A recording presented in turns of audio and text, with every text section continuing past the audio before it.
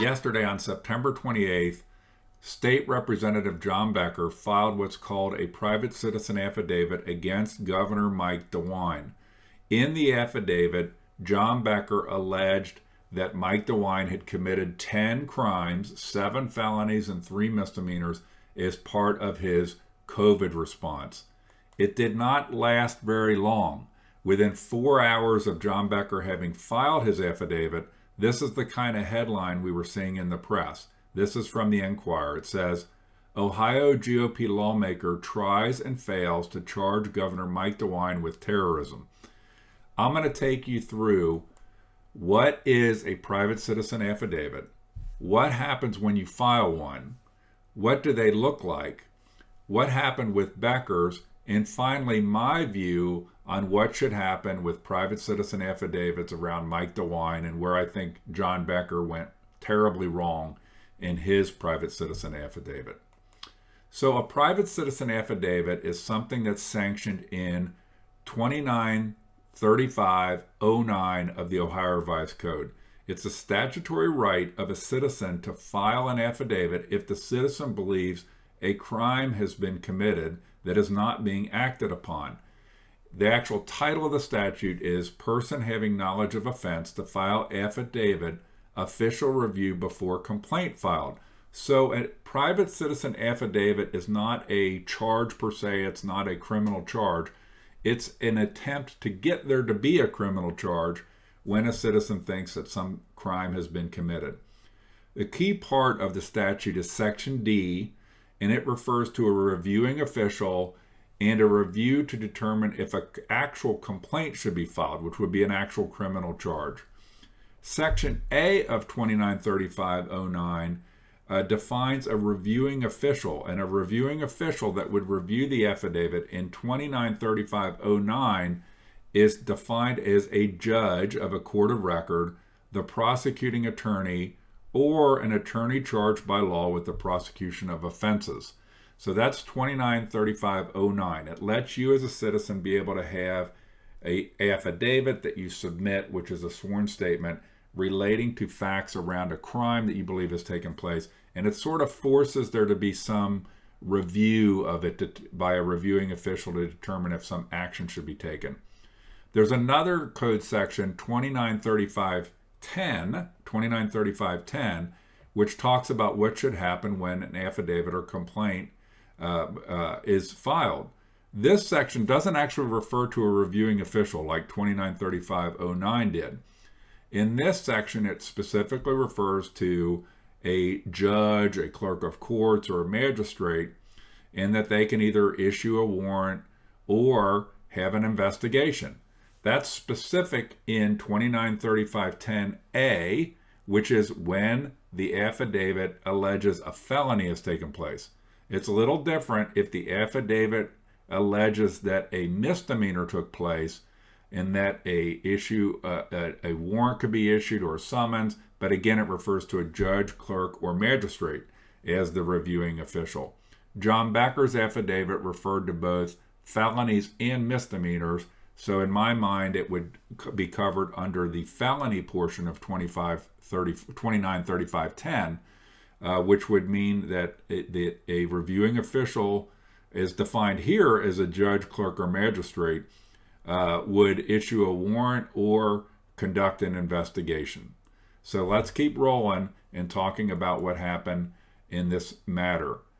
One thing I want to point out is that 293510 does not actually mention the prosecutor or use the term reviewing official within its text. It talks about a judge, a clerk, or a magistrate.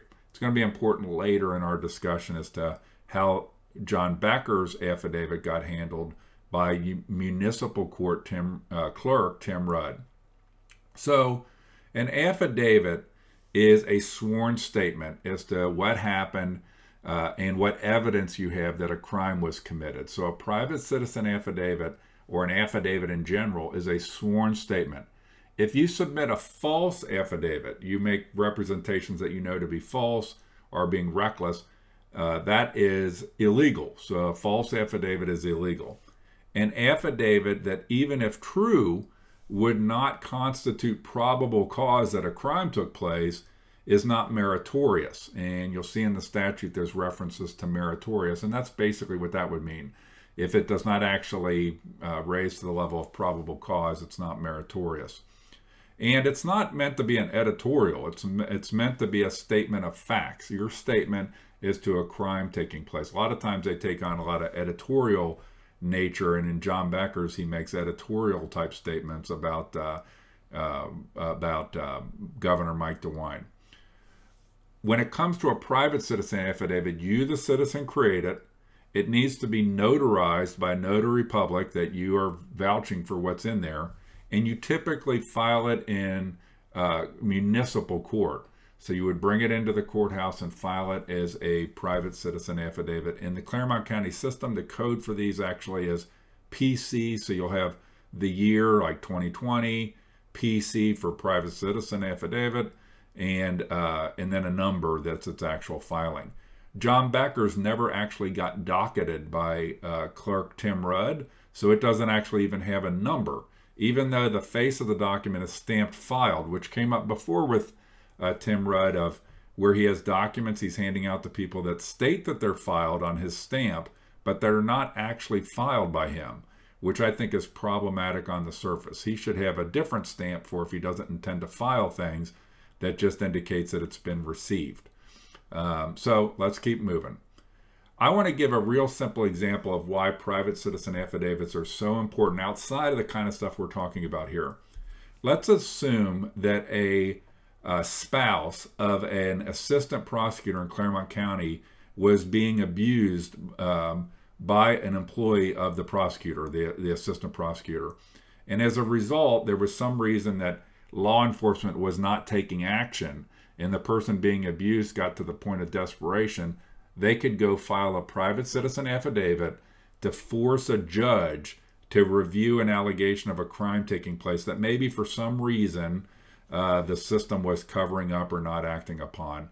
That would be a domestic abuse situation would be a great example of that, where you could imagine something like that happen that would be absolutely black and white, that the person needs to have that recourse to get somebody like a judge to look at something when maybe law enforcement or a prosecutor are not looking at it. In no way or shape or form am I saying that there's any such instance in Prosecutor Vince Ferris's office whatsoever. I'm just using it as an example here of how a private citizen affidavit could be extremely important in a situation where maybe domestic abuse were taking place, and for some reason a police officer was involved in the abuse, or an assistant prosecutor or something like that, and the system was not taking action on what were legitimate crimes. That's a use of a private citizen affidavit, just like John Becker's or my previous uses of a private citizen affidavit are attempting to try to get there to be some action on what a citizen is alleging is a crime that has taken place. I think that John Becker's affidavit becomes a disaster almost from the beginning because of the unbelievable scope of crimes that he wants to see Governor DeWine charged with. So including, if you look at, this is the list of the 10 items: pattern of corrupt activity, complicity, terrorism, making a terroristic threat, inducing panic, conspiracy, bribery, interfering with civil rights, coercion, and patient abuse or neglect. It's so far-reaching in the use of the statutes like terrorism and making a terroristic threat set up the perfect situation for press headlines. And I'm going to jump back here real quick, like this, that says tries to get DeWine charged with terrorism.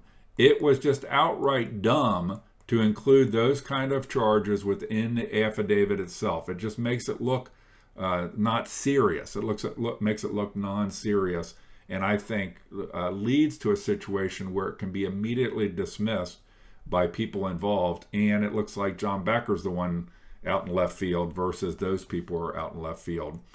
So when John Becker submitted his affidavit, it hit the clerk, Tim Rudd.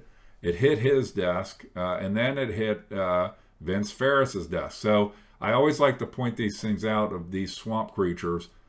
Prosecutor Vince Ferris is a man who doesn't see there being any problem with his own sons practicing criminal law before his office under the firm name that is the same name as the county prosecutor. So his sons practice as Ferris and Ferris, and they offer criminal defense. So I always jokingly say, here's a tip. If you get involved in a criminal activity in Claremont County, you probably should look at hiring the prosecutor's own sons to defend you before his office. It causes, Ferris says it's okay because he then recuses himself from those cases, which means he's not actually prosecuting them himself or won't be involved. But it just smacks of the kind of ethics that permeate the Claremont County swamp culture. What kind of prosecutor in his right mind would think it's okay for his own sons to represent criminal clients before his own office? Then we've got Tim Rudd. Tim Rudd arbitrarily seems to take now citizen affidavits and either docket them or throw them over to Vince Ferris to keep them all in the family in the swamp.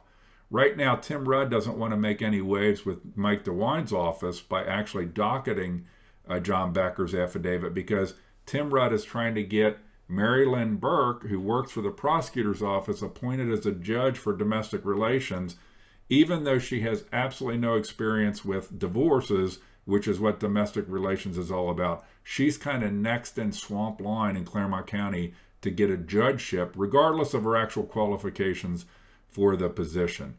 The governor ultimately appoints the next domestic relations judge, because we have a judge who is resigning office, and Mary Lynn will be at the top of the list of the swamp Claremont GOP, regardless of any qualifications she has for the office of domestic relations judge. And last point I want to raise on this chart is Tim Rudd's whole position of clerk of courts was created in a swamp move involving none other than Gene Schmidt to avoid a runoff, a primary between two Republicans. We just in Claremont County created 2 clerk of courts jobs, and we, the taxpayers, have been living with that ever since. That was one of Gene Schmidt's legislative accomplishments, to get us to be able to have 2 clerk of courts to avoid a party primary runoff between 2 people. And to this day, we have a municipal and a common pleas clerk of courts, when, for example, unbelievably bigger counties like Hamilton County just have 1 clerk of courts to run their county municipal and common pleas court. So it's a swamp thing, and I always got to highlight these things. Whenever you get Mr. Rudd or Mr. Ferris involved in something, they're great examples of how the Claremont County backroom swamp operates. But let's keep going here. The news story that I had highlighted had these quotes in it. It says, relating to John Becker's private citizen affidavit, that DeWine spokesman Dan Tierney replied, "If this were serious, I would have a comment. Because it is patently absurd, I do not." Okay?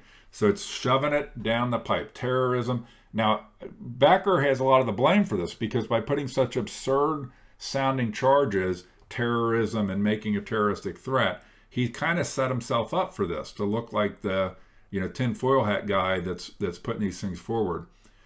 This is Ferris's comment that was in the Enquirer. "I do not find any basis for the filing of a criminal complaint pursuant to this affidavit." Ferris, a Republican, told the Enquirer. So Becker's quest ended just hours after it had started. So here's a picture of Vince Ferris taking his oath of office, where he commits to upholding the Constitution of the state of Ohio and the United States. There were other stories on this that had other quotes. In the Washington Times, the story said, a reviewing prosecutor, Ferris, dismissed the request for charges almost immediately, and had this quote, from Ferris, "I don't think policy decisions should be criminalized. These are policy matters, not a criminal charge," Ferris said. I want to pause on that one for a second. So let's say that a governor decided to suspend the First Amendment in the state of Ohio. This would be Vince Ferris's reply? "I don't think policy decisions should be criminalized. These are policy matters, not a criminal charge." I'm sorry, Prosecutor Ferris. At least part of what Becker is alleging is violations of constitutional rights by the governor. And to say that policy decisions aren't able to be criminalized, even if the policy decisions violate the Constitution and the statute, is saying to me that you're probably not really a Republican. So you're part of some other political cabal that can't envision policy decisions that go beyond the constitutional or statutory rights of citizens. On another thing, on WTOL 11 news story, it said from Ferris, it says, I have reviewed the paperwork and do not find a basis for the filing of a complaint pursuant to this private citizen's affidavit. Okay, so that's what you said, Vince Ferris. But let's kind of keep looking at this a little deeper. I pointed out 293510, filing of an affidavit or complaint. If it charges the commission of a felony, which Becker did, the clerk, the judge, clerk, or magistrate, okay, can refer it to the prosecutor, which Tim Rudd did, so he referred it to the prosecutor, and then the prosecutor needs to do, what does it say right here? Shall forthwith refer the matter to a prosecuting attorney or other attorney charged by law, what Tim Rudd did with prosecution, for investigation prior to the issuance of a warrant. So what investigation did our prosecutor, Vince Ferris, do? The affidavit was filed at 11:03 a.m. and by, at the latest, 4:02 p.m. when Jessie Balmer updated her story on Cincinnati.com, less than 4 hours, supposedly, I guess, Vince Ferris did an investigation. And Vince Ferris should know that a proper investigation is required because it's a matter that was under appeal related to Linda Fraley, where the appeals court ruled that these things can't just be dismissed. They need to be properly investigated. So I already requested the investigatory files of Vince Ferris's office, and at this hour, I have not received anything back because anybody in their right mind can see that there was no investigation done. It was just dismissed out of hand by prosecutor Vince Ferris, which is contradictory to what the statute says needs to happen and contradictory to what happened when a judge, quote unquote, dismissed an affidavit I had against Linda Fraley, and then later had to, it got reversed on appeal, and the judge needed to have an investigation done by the Bureau of Criminal Investigation.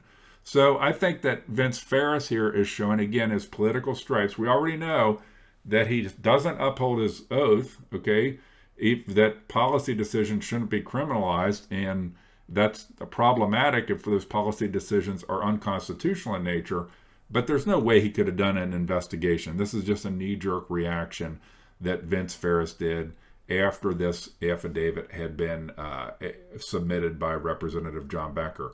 Again, John Becker put himself in this position of looking out there because of the extent of what he tried to get Governor DeWine charged with.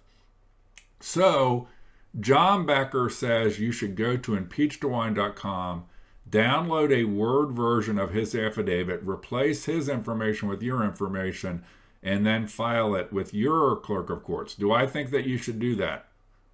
Absolutely no. I do not think you should do that. I think that the affidavit that John Becker used was way over the top and is not the right way to go about it. And we see the results in the press, and that it got put into a position of being almost laughed at in terms of what it was charging in the affidavit in the press. He gave them an out, an almost immediate out by the overreach of the charges within the affidavit. My advice would be that when we're going to file an affidavit against the governor relating to COVID-19 response going over the top against our rights as citizens, to stick with just the simple. So there's a part of one of the 10 charges that Becker leveled related to Ohio Revised Code 292145, interfering with civil rights.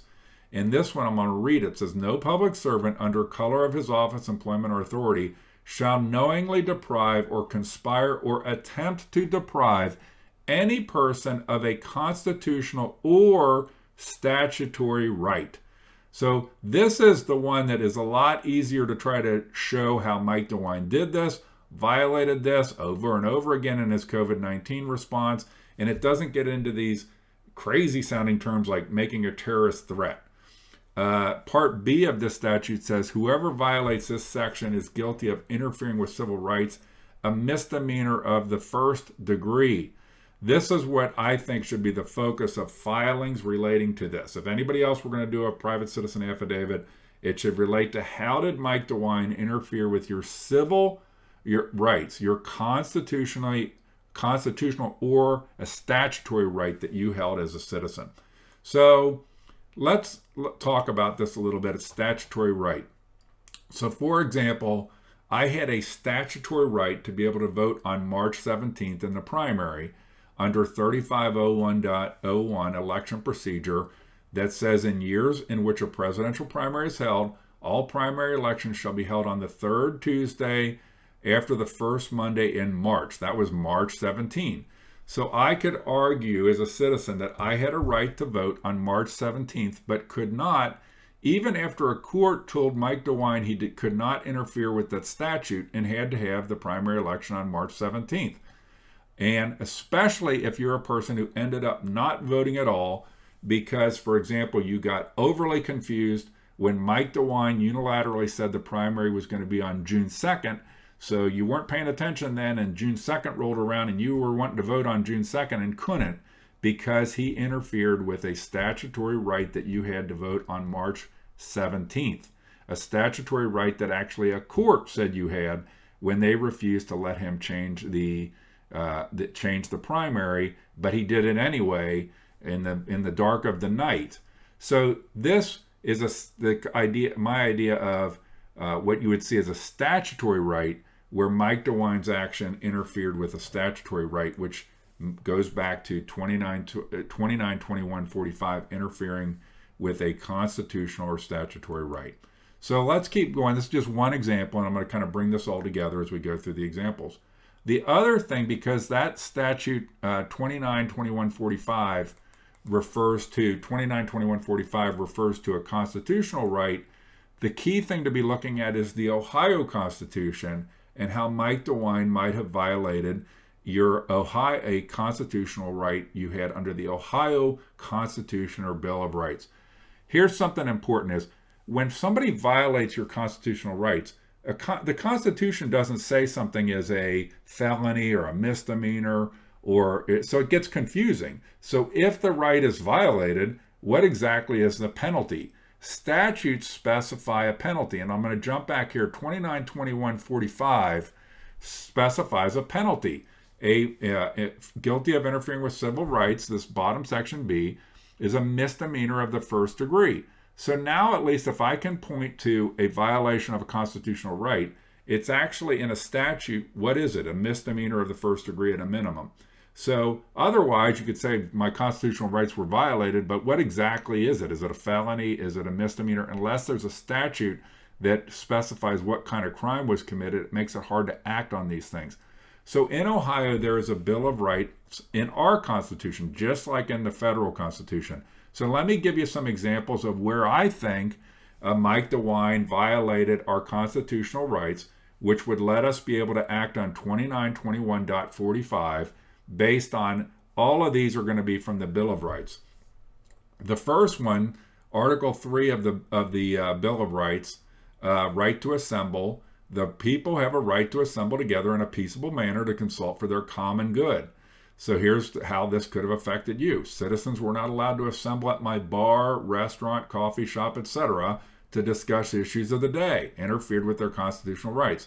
In my own neighborhood, assembling became a crime because of Mike DeWine. I couldn't get 10 of my neighbors together to talk about issues of the day because Mike DeWine threatened me to get arrested if I did that for violating a health order. So that health order interfered with my constitutional rights. Let's use another one here. This is Article 7, rights of conscience. So this will relate to worship and so forth. The underlined portion says, nor shall any interference with the rights of conscience be permitted. So down below, I put the comment, I was afraid to open my church to the faithful. I would be slandered or arrested, or my congregants threatened as a result of doing that. That would be a good example where Mike DeWine's orders interfered with somebody's constitutional rights. So let's keep going to another example. Article 21, preservation of the freedom to choose health care and health care coverage. The underlined portion is C, no federal, state, or local law or rule shall impose a penalty or fine for the sale, or purchase of health care. Well, there was a penalty. Mike DeWine made it illegal for you to get inpatient or outpatient procedures done when he shut down all the hospitals. I could not get my treatment because there was a rule and penalty. I could not see patients in my office if I was a doctor because of Mike DeWine. So another example of a violation of a constitutional right. Another one is Article 18, suspension of laws. No power of superseding laws shall ever be exercised except by the General Assembly. Well, Mike DeWine superseded the law 350101, the election procedure, where it specified when a primary vote was supposed to take place. So I put in the bulleted point at the bottom. Mike DeWine suspended laws without consultation with the legislature. He evaded them since they would not have gone along with him. So he violated Article 18 of the Bill of Rights. So Becker got foolish, I think, by putting so many things. Had he focused just on interfering with civil rights and given specific examples of how civil rights were interfered with, which are constitutional or statutory rights, it would have been a lot cleaner, and you wouldn't have been able to see headlines that said that Becker was trying to get the governor arrested for terrorism. So the statute, again, that I think is the important one is 292145, interfering with civil rights. And that's a public servant under color of his office, employment, or authority shall knowingly trying to deprive or conspire or attempt to deprive any person of a constitutional or statutory right, and it's a misdemeanor of the first degree. I also think that John Becker would have done unbelievably better by finding people that had actual stories.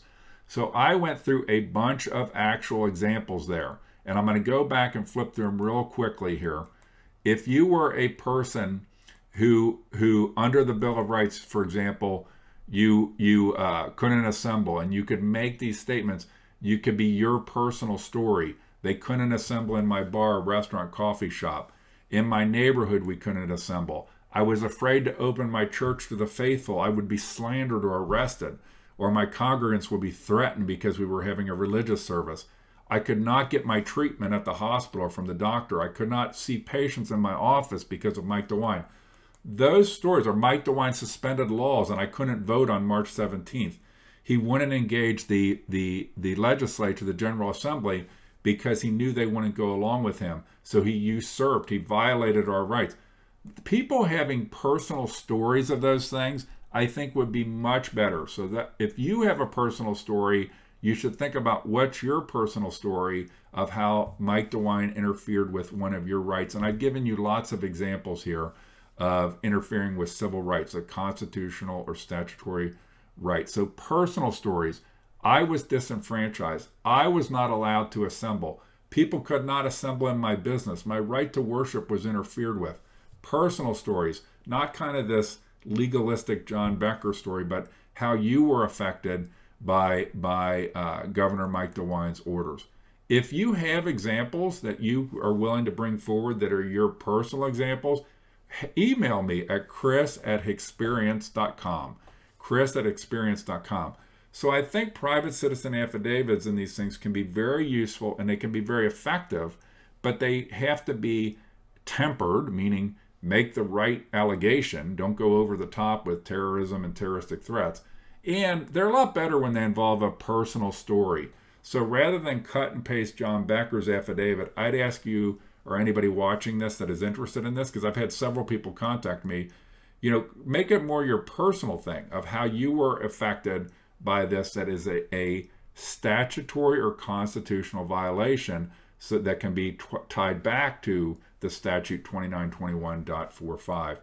So again, my email for this purpose is chris@experience.com. If you have one of those stories that you think should be brought forward, rather than just boilerplate cut and paste John Becker's affidavit, send me an email with what your story is, and I'll give you what I think. I'm not a lawyer.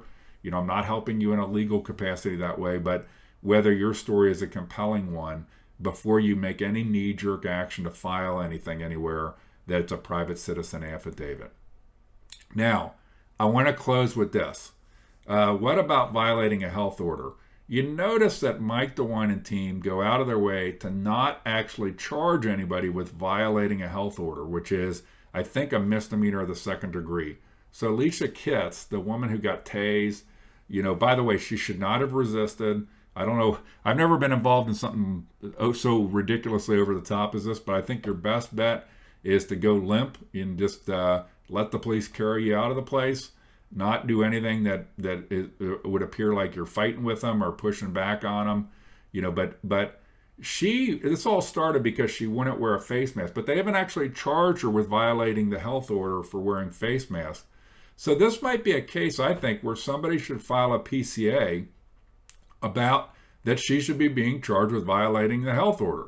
And we should maybe look for opportunities where there's other people or elected officials or otherwise that are violating a health order. And so when they violate the health order, they should be, in theory, charged with a misdemeanor of second degree. I think what happens, the reason why nobody actually gets charged with violating a health order is as soon as somebody would get charged with violating a health order, it all blows up. The house of cards falls in because I don't think that these health orders are constitutional. So I don't think that the authorities a lot of times want to actually charge people for violating a health order, because it makes it very messy then, because it would create the circumstance where that health order could be challenged in court. Okay, so let's kind of wrap up here. Just put up a blank chart here. I've taken you through how a private citizen affidavit works, what John Becker did, and I think it's actually great, even though I've made light of, he went too far. It's brought a lot of attention to private citizen affidavits. I have actually a conviction off of a private citizen affidavit with David Ubel, ex-commissioner in Claremont County. And there's a lot of appeals things that have been set because of things that I have done related to private citizen affidavits. For example, that there needs to be an investigation of some sort. So I've taken you through all of that, and I've talked about how I think the best thing to do with these would be when you have personal stories. If your statutory and constitutional rights were actually violated by Mike DeWine, tell that story in the affidavit.